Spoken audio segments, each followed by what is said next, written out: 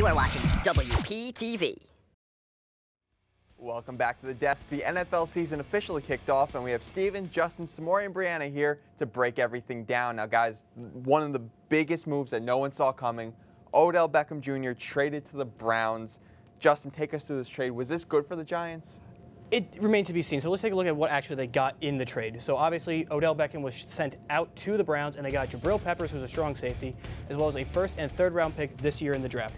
Now, if we take a look at Odell's stats from last season, he had a productive year to say the least, but he only played in 12 games. He had averaged about 87 yards per game. He caught 6 touchdowns, 77 catches, and about a little over 1,000 yards. He's still a productive receiver. Now, his thing is he hasn't been healthy for the last 2 years. He's played 16 total games in the last 2 seasons.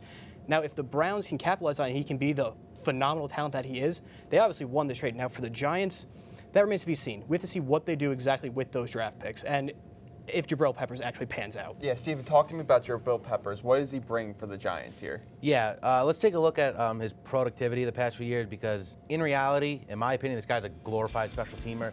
He's only had 79 tackles, only 1 interception. The return yards, both kick and punting, is 627. He has 0 return touchdowns, and he's played 16 games. This guy has not made his mark in the NFL yet. He had some controversy during the NFL draft process where they found some substances in the system. Nothing's happened since then. I just don't like this return. A severe downgrade from Landon Collins, who signed with Washington. Speaking on the Odell side, the Giants going into a new quarterback phase, most likely after Eli Manning is hopefully gone this season. He won't be. Probably not. But every young quarterback's going to need a #1 receiver, and now he's not going to have that with Odell Beckham. And they shipped him out for pennies on the dollar. Samory, tell me, the Giants just completely screwed away their season here with this? Well, they still have Eli Manning as their quarterback, so, you know, of course that's worked well over the past couple of years. Yeah, you know that they're going to cling on to those 2 championships that he bought them. Of course. And that was a decade ago. Yeah. And I don't understand. They said that that's a good deal to keep him, and they look like they're not going to draft a quarterback in the draft, which is a total mistake. They have an earlier pick, so we just have to see what they're going to do with their draft picks, but the Giants definitely lost this trade. Breanna? As a Giants fans, we lost the trade. I mean, they brought in Golden Tate, and they have Sterling Shepard and Everett Ingram, thinking that's going to make up for Odell Beckham Jr., and it's not. They don't even come close. You're right, Odell's been hurt, but he's also been staying productive all these years, and I think that Giants are they shot themselves in the foot with this trade. Plaxico Burress? Let's keep it with wide receivers here. Let's keep it with wide receivers here. Another big trade in the wide receiver market. Antonio Brown shipped off to Oakland. Steven, take us through this. Should the Steelers have tried to get more? Listen, arguably the best receiver in the NFL heading to Oakland. Let's take a look at what they got in return, because it wasn't much. The Raiders obviously received Antonio Brown, and the Steelers only got a 3rd and a 5th round draft pick. Now, you look at Antonio Brown's numbers over the past few years, this guy is easily one of the most productive receivers in the NFL. 1,297 receiving yards last season, 104 catches, 15 touchdowns, 86 yards a game, and he played 15 games. Obviously, the last one he was hurt for. But this guy is still a top 3 receiver, and like I said, you can make the argument that he is the best receiver in the NFL. Derek Carr needed a #1 guy. He has him. He has good chemistry with Derek Carr. But at the same time, Antonio Brown does have some character issues, kind of like Odell Beckham does. So it's going to be interesting to see how Antonio Brown fits in to John Gruden's system. Justin? Oh, they should have gotten way more. Considering Odell they got a 1st round pick and a player. When Keyshawn Johnson, way back in the day, got traded from the Jets, they got 2 1st round picks. They didn't get anything for Antonio Brown at this point. I don't know what Pittsburgh's doing. They also traded their right tackle for a 6th round pick. Who knows what they're doing down there at this point?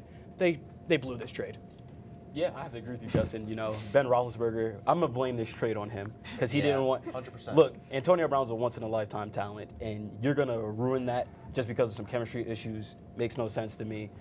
I just want to see how the chemistry with John Gruden and Antonio Brown is going to be, because we know Antonio Brown has the diva in him, and that's John Gruden. So who knows what we're going to get with them.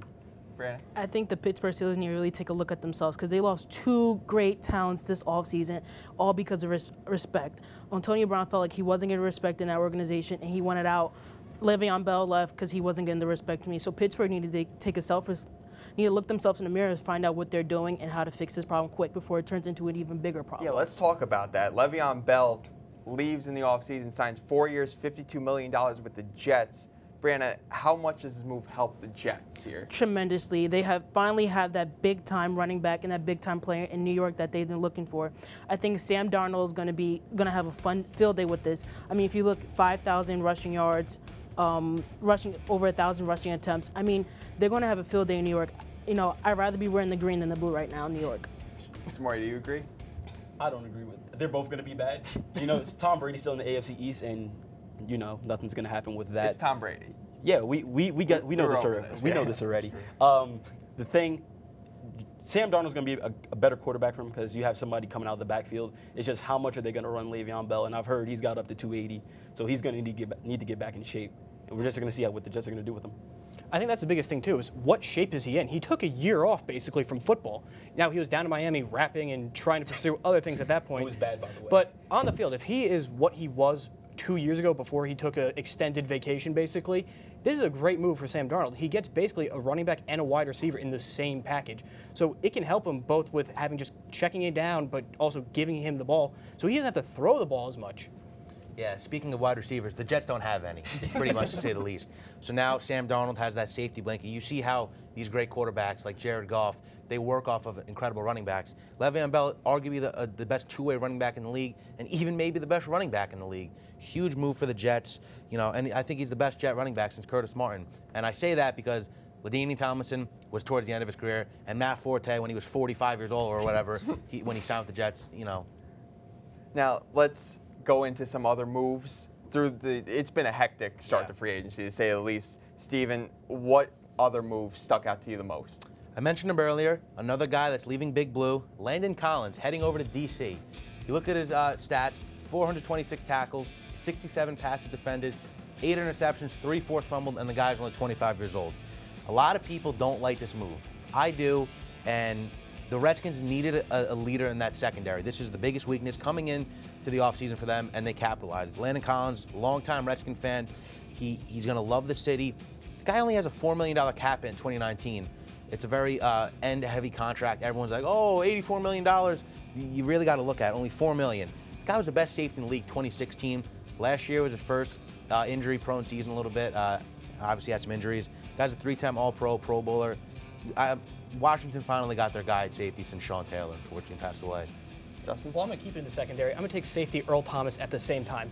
Now, he has over 600 total tackles, 32 pass defended, 25 interceptions, 11 forced fumbled, and he's 29, a little older for a safety at the same time. But it was a great move by the Ravens, considering they let half their defense walk in free agents, it seemed. As long as they let Eric Weddle left, so the safety position opened up. It was a great move, great veteran. Quickly here, some more. Who do you got? I'm also going to take somebody in the secondary. I'm taking Tyrann Mathieu. The Chiefs, their Achilles heel last year was their defense. So, you know, he's going to bring something good to them. And they let go of their other safety. He was also injury prone, so they're going to have a good season with him. Breanna? I'm taking Trey Flowers, going to Detroit, leaving the Patriots. I think this is a good move. I think they got him a little too expensive, 5 years, $90 million. He could have got a little cheaper, but him coming off the edge, snacks coming up the middle, plus they have head coach Patricia up there. I think it's going to be a great move for Detroit. All right, that's all the time we have for the NFL. We drop the puck with the NHL right after this. Keep it locked.